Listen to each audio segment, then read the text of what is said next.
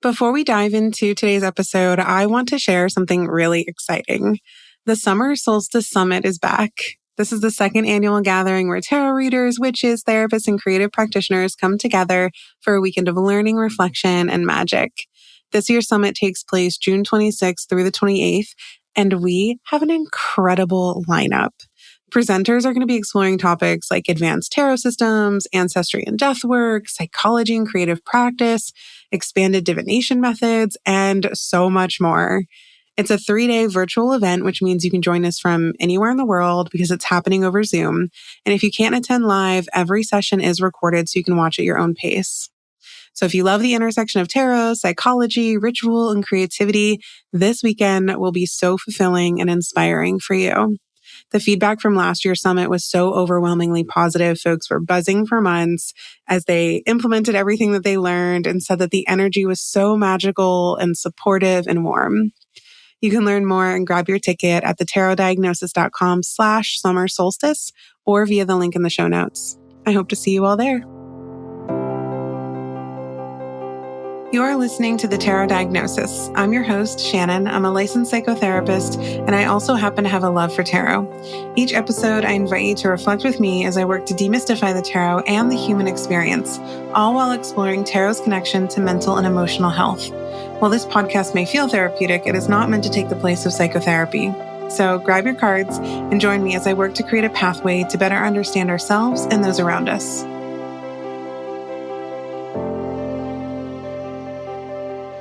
Hello. I'm really excited to be doing this episode. I've been looking forward to this one since last month because last month I decided once a month that I was in the beginning of the month, I was going to do a collective reading for all of you listeners of the Tarot Diagnosis podcast. And yeah, I had so much fun doing March's collective reading. And yeah, we're gonna do one again for April.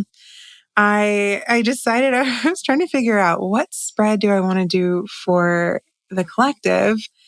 And yeah, I was kind of, I don't know, looking through the archive and I kept coming back to the Celtic cross. And I was like, oh, do I really want to do that though? But then I was looking at other spreads that were, I don't know, 4 or 5 cards. And I was like, oh, I don't know. I'm not really feeling inspired by any of these. And I just kept going back and looking at it. And originally I was going to talk about the stages of change and use my modified Celtic cross spread as I adjusted and modified it for the concept of the stages of change. And it just didn't feel right. I was like, no, I'm not feeling this. I'm scrapping this. And then I was like, I'm just going to do the original Celtic cross spread.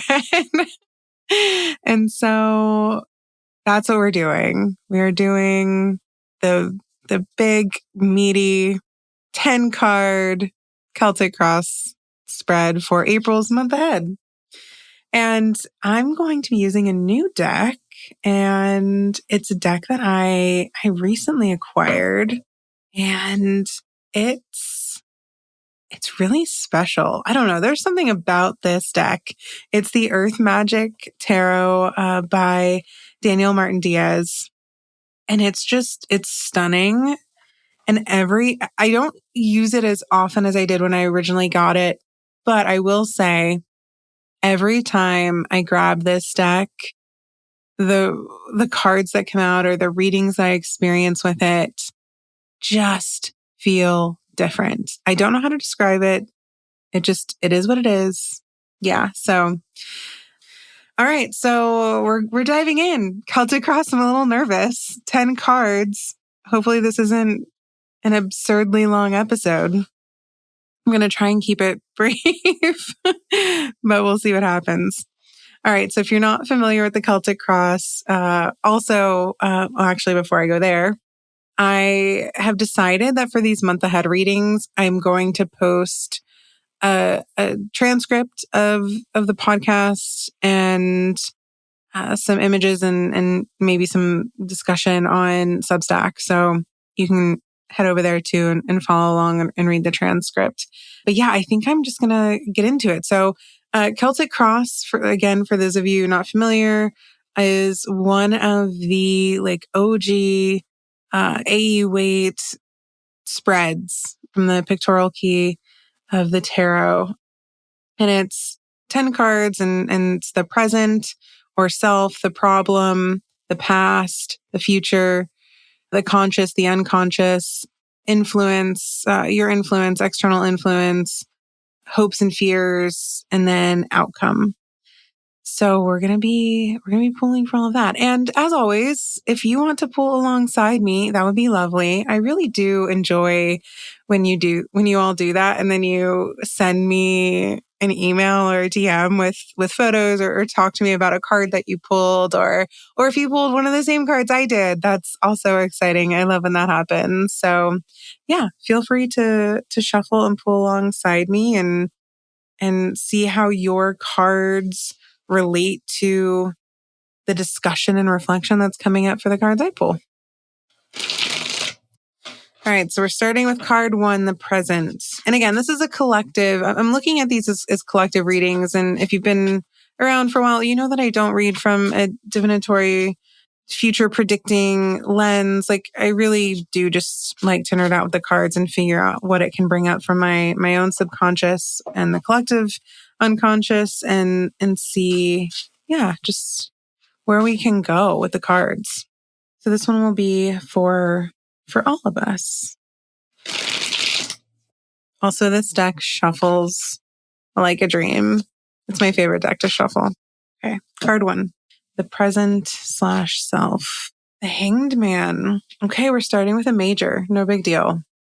So, the Hanged Man is a perfect card, I think, for us collectively right now, because I think as a society, or really just the world in general right now, I think we literally all feel upside down. But beyond looking at this literally, it feels like we're kind of in this liminal space, suspended between maybe two different worlds or two different lives, suspended between the life that we used to know and the life that maybe we're headed towards, or that we don't know what we'll be experiencing. Traditionally, we know the Hanged Man is an archetype of pause, kind of this intentional inversion and surrender in some ways. I think at a societal level, though, this kind of feels like a nod to the fact that we can't go back to how things were, because in this liminal upside down space that we're in, we have now seen things from a very specific perspective that we cannot unsee. And we're also suspended in a state of ambiguity, uncertainty, especially financial uncertainty, political uncertainty, spiritual uncertainty, and also from just an existential standpoint, a lot of ambiguity there. And yeah, it almost, with this card, it almost kind of feels like there's this feeling of I should probably get down from here. It's not looking too good. And realizing that we can't just step down, like we're kind of stuck here. And I think that speaks to a level of helplessness and exhaustion that so many of us feel right now, just exhausted by systems and experiences that we can no longer trust. And yet we still have to depend on them, which feels so disorienting. And I mean, even just like that level of disorientation is wrapped up in the Hanged Man as well. It doesn't feel good to be suspended for who knows how long and not being able to really maneuver in your world and in your environment in a functional way. Going back to what I said just a second ago, though, the Hanged Man, obviously suspended in this kind of liminal space. There's also this kind of like forced reframing of life that I think is happening here, and a forced reframing of perspective, especially as we know it. Like I mentioned earlier, like we are seeing things in a way that we've never seen them before.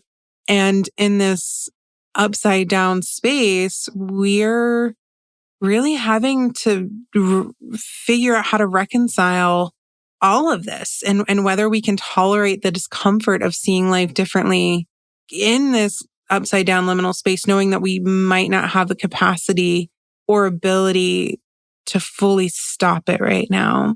That's the Hanged Man for the present moment. Okay, let's talk about the problem. So card 2 is the problem.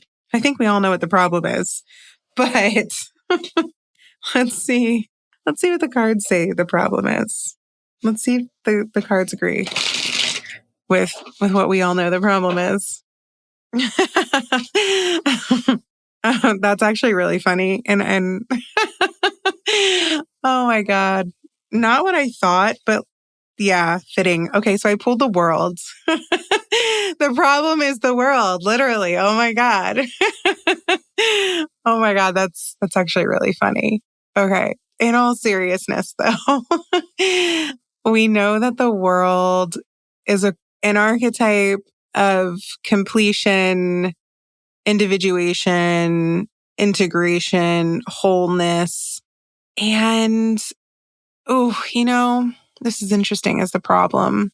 I think, and I'm gonna reference this. This kind of feels relatable to the Hanged Man. I think it might represent our need as the collective to kind of accept with what I was saying with the Hanged Man, that now that we've seen things from this new perspective, the problem of the world is, I don't know, perhaps our resistance to accept what we've seen. And that I mean, to be literal, like the world isn't maybe what we thought it was. The systems that we thought helped the world go around are being exposed. And I think so many of us are really coming to terms with the brutality of what is humanity, because for centuries, much of humanity has been in such denial about that. And the world as a problem is just so fitting because the systems and structures that exist that are problematic are global. They're intertwined. They're so deeply rooted in every aspect of our life and how we live in this literal world. But I think the challenge here is also, how do we, as a world, experience the integration that is inherent in this archetype without dissociating, without full disconnection? And I think that's really hard in today's world, in these moments that are just shrouded in volatility, geopolitical conflict, and a sense that us as an experience that us as just ordinary, regular people bear the highest cost of the systems that we have little to no control over. So yeah, tarot, the world is the problem. Oh my God, I don't know how much more literal the cards could have gotten. Okay, moving on to card 3. Card 3 is the past. The Page of Cups. Wait, this feels like nostalgia. Oh my God. Is the Page of Cups the nostalgia card? I've never thought about this card as nostalgia until just now. I'm having one of those like epiphany moments. You're getting to experience that with me. This is really exciting because I've actually spent the last year just reflecting on and reading about nostalgia and how it's a form of grief, but also something that can be very dangerous. I mean, what we've been seeing politically is weaponized nostalgia. This is a fascinating card to think about, but it makes so much sense because at its core, nostalgia is the mind's attempt to return to a time that felt safer, simpler, more coherent, and it's more likely to be experienced when folks are feeling disoriented, overwhelmed, or uncertain about life. And yeah, I mean, in that way, nostalgia is not just us kind of like focusing on old memories and wishing we could go back to a different time. It's a coping mechanism just as much as it is a form of grief. In fact, a lot of folks like psychologists and sociologists who are studying and have studied nostalgia have found that it can actually intensify during times of social instability, economic uncertainty, cultural transition, That's a big one. And so when societies are on the precipice of something new or things feel unpredictable, the people who live within that society tend to gravitate towards the past. And it's really easy for these folks to mythologize earlier times, decades past as more moral, better, prosperous, unified, even when the evidence suggests, not even suggests, when the evidence clearly tells us otherwise and tells us that it's a complicated, layered, complex dynamic. Other folks who have studied nostalgia, and I can't believe that this is what's coming up for me with this card. I'm just like nerding out right now because I was reading so much about nostalgia over the last year. But weaponized nostalgia specifically shows up when there are movements or leaders or even the media tend to kind of invoke the past in a romanticized way, as if it's something that's been lost that we have to re-find and discover and bring back and hold and not lose and be gentle with. And what's interesting about this, though, is they've also found that in that type of weaponized nostalgia, the loss of the past is typically needing to be blamed on somebody. So that's an interesting component to think about in terms of kind of like where we are politically right now. But yeah, oh my gosh, I can't believe I haven't thought of the Page of Cups as nostalgia, but it fits, especially because I'm pulling this card in the past position. And, there's a youthfulness about this card, obviously, because it's a page. But I view all the pages, regardless of the suit, as curious. And then we can expand on that curiosity based on the suit. And so here we could be curious about our emotions and our needs and what was working for us before versus what's working for us now. Okay, let's move on to the next card, which is about the future. Oh God, no. The Emperor. Okay.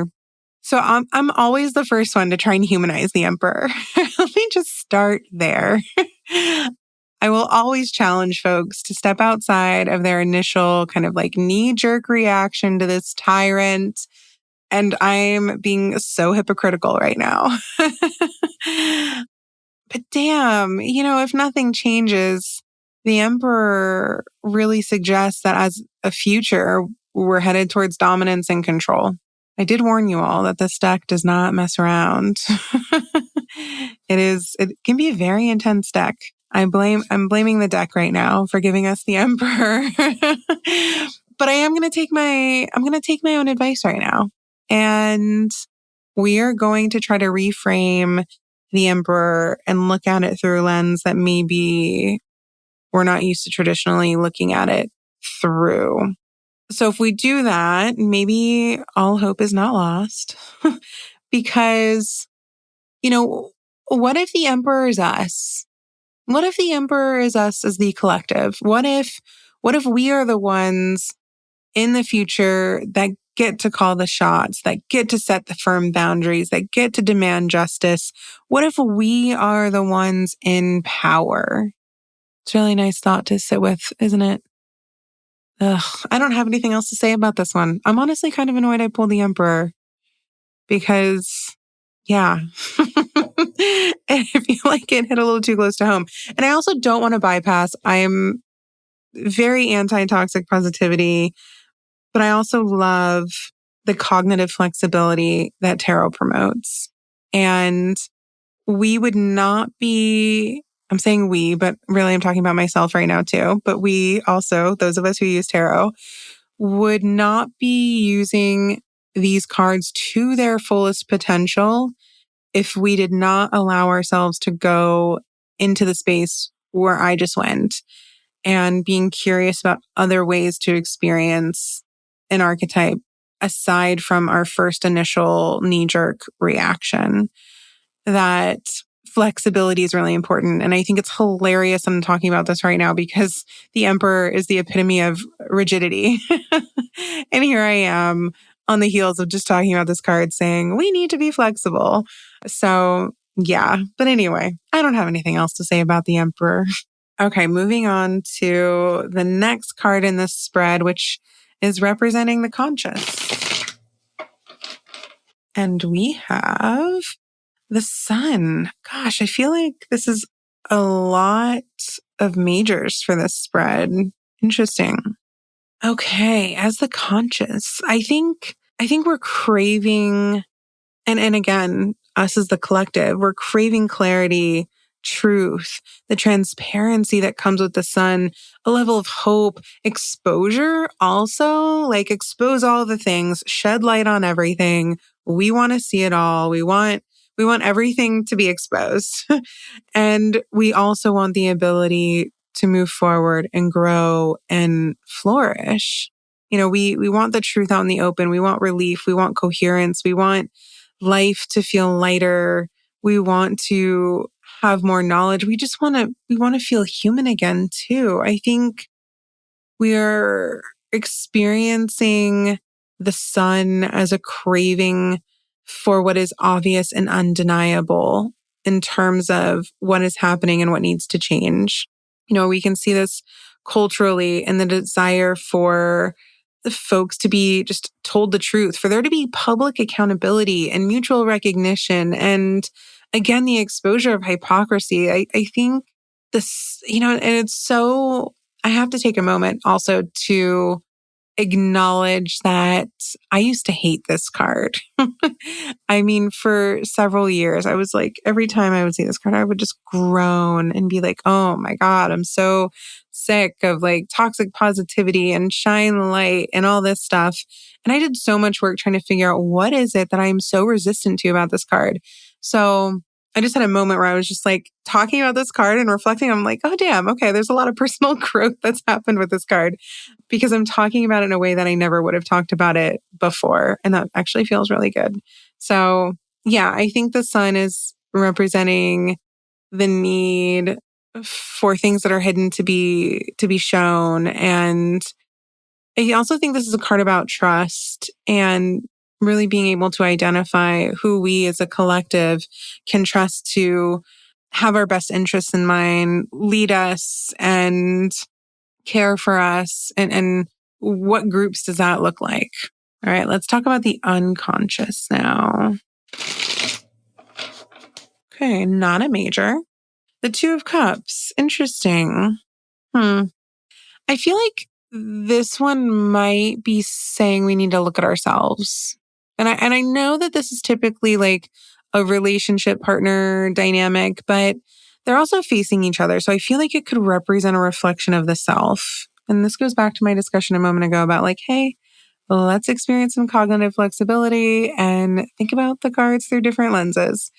But yeah, this could represent maybe a reflection of the self and our need to look at what our own contributions to the world are and get real about areas where we might be active, but also might be complacent. I think we could also look at this as maybe the collective psyche, like the collective unconscious, maybe being driven by such a strong, deep need for recognition, reciprocity, and connection because people so desperately want to be seen. They want to be heard. They want to be acknowledged. They want to matter to other people. But I think we also all crave those things and we also crave repair and repair, especially when a relationship has been damaged, whether that's between two people or one person and a society or multiple people and a society or a world or whatever. There needs to be some sort of repair that happens in order for us to feel safe and like we belong and yeah, have some sort of like sense of just mutual exchange. Something that's coming up for me that feels kind of interesting about this Two of Cups right now, though, and especially because, again, I'm thinking about this as a collective reading, and it just really feels like I'm just obviously just talking about the state of the world because that's where I feel like this reading went. But I think something that's important to point out is when you have polarized societies, they can look like they're driven and organized by hatred. And yes, that exists and it's absolutely present. And underneath that, there's also profound deprivation, often deprivation in terms of human connection and understanding, and also shame, so much shame. I mean, I see this, every time a new news story breaks and I'm like, someone's exposed for something that is like the opposite of what they stand for. I'm like, oh, it's because they're just, shrouded in shame, but also loneliness and uh, just the fragmentation of the self, social mistrust. There's so much of that I feel like can exist. And also the shadow component of this Two of Cups. We as a society and as a world are starving for connection, and we're not looking at maybe how in our starvation we're actually perpetuating exclusion. Okay, moving on to the next one. I think we only have a few cards left. I warned you this was a long one. Okay, now we're going to explore our influence in all of this. Oh my God, another major. This time, the Lovers. This is interesting, especially on the heels of the Two of Cups. You have, because a lot of folks, I feel like, look at the Lovers and the Two of Cups as very similar.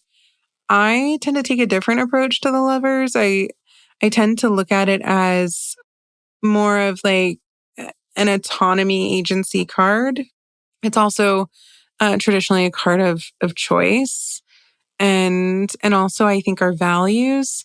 It's a card that's so much more than what the literal artwork looks like, where it looks like a couple being, joined together. I think it's actually more about some level of alignment and, again, like our relationship to ourselves and the choices that we make. So I think collectively, as the influence card, this is suggesting that we have a lot of influence and help shape, like, at least our own kind of immediate environment. So if we feel like we don't have a lot of control over the greater kind of global world, that can make us feel helpless. And that's when we start dissociating and become complacent.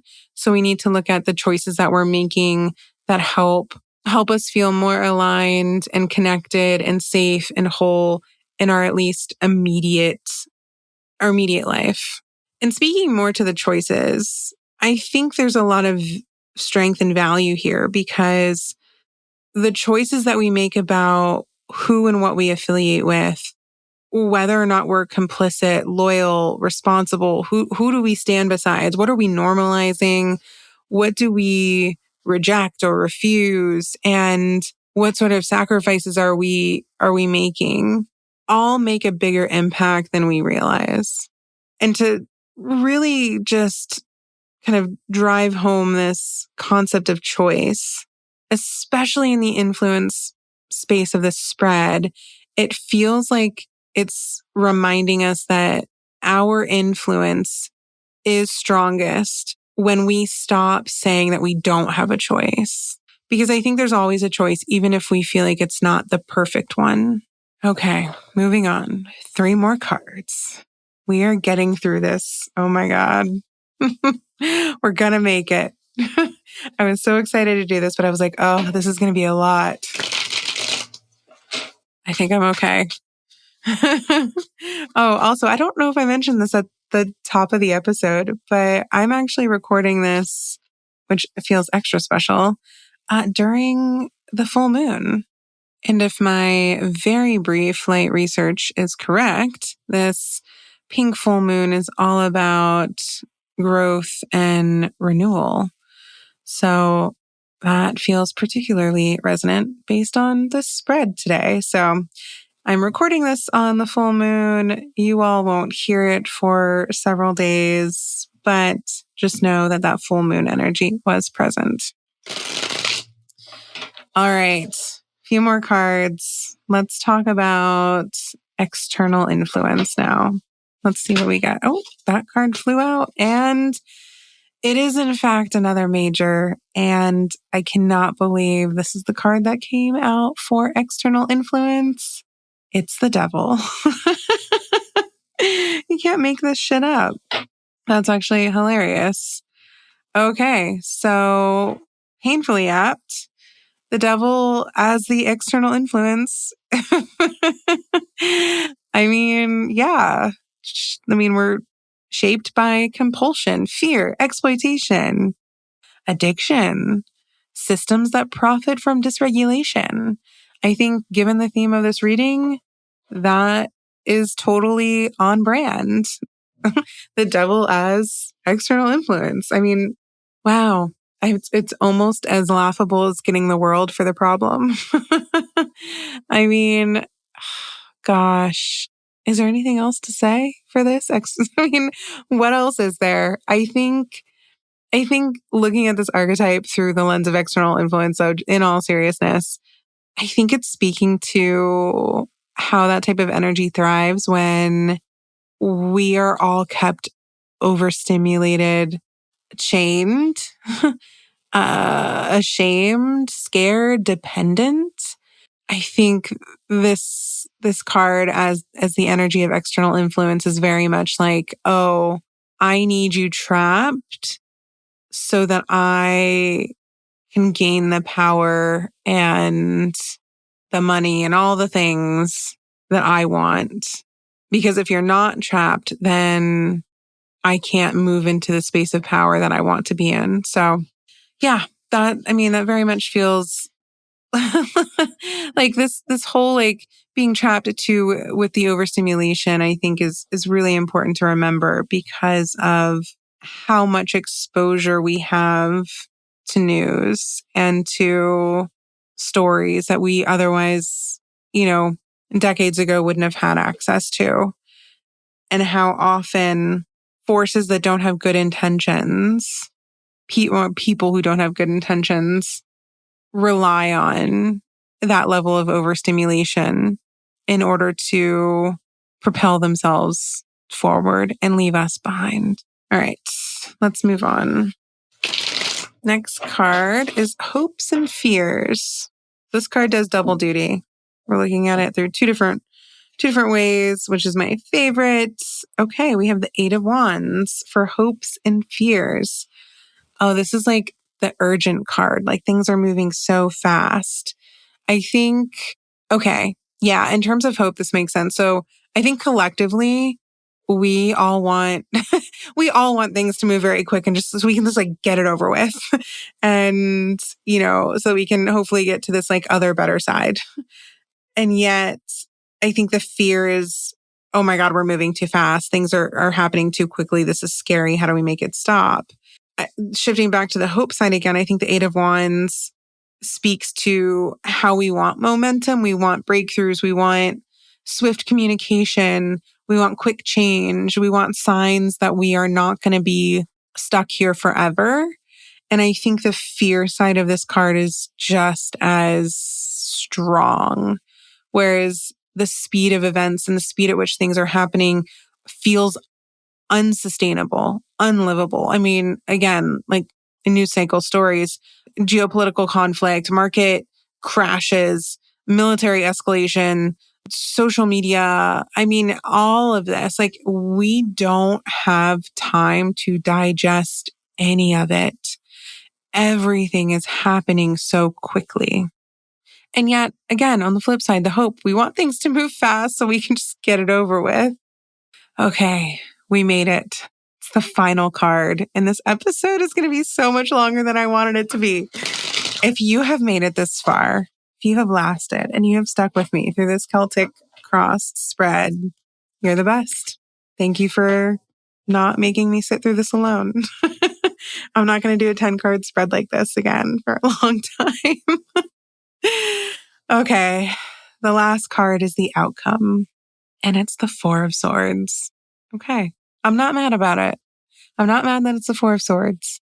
It could have been worse. And actually, this feels right for kind of where my brain went with the Eight of Wands and the Devil.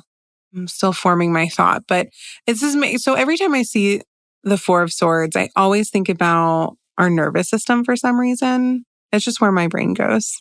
And our nervous systems cannot stay in a perpetual state of Emperor, Devil, Eight of Wands mode, momentum, whatever you want to call that cycle, without eventually just collapsing. Because what we've been living through collectively is intense overstimulation at a level that our human nervous system just wasn't designed to sustain.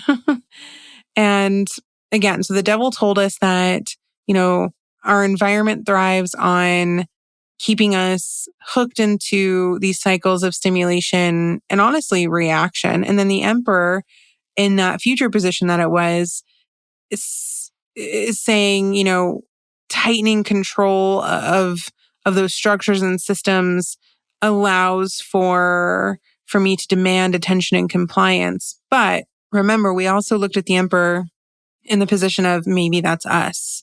So not all doom and gloom there.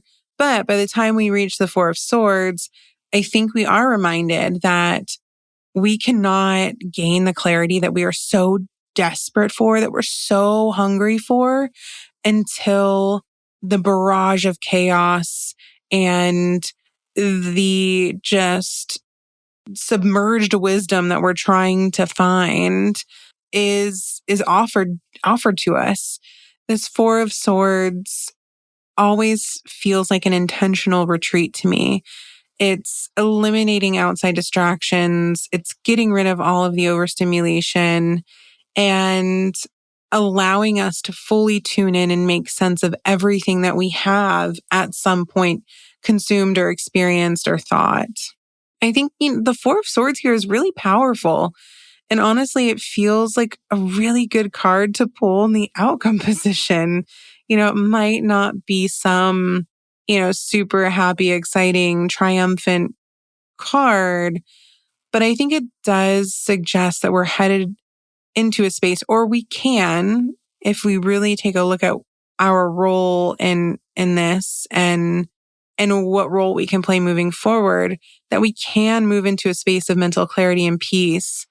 And I think it's important to remember that it's in that space that we're able to strategize more effectively in order to create the life and the future that we all deserve. Thank you so much for listening to the Tarot Diagnosis. For more tarot and mental health content, follow the Tarot Diagnosis on Instagram. You can also subscribe to the podcast so you never miss an episode, and sign up to receive the Tarot Diagnosis emails, where you'll have access to exclusive spreads and exciting announcements. To join an incredible community of tarot and psychology enthusiasts, join the Tarot Diagnosis membership community, The Symposium, by visiting thetarotdiagnosis.com.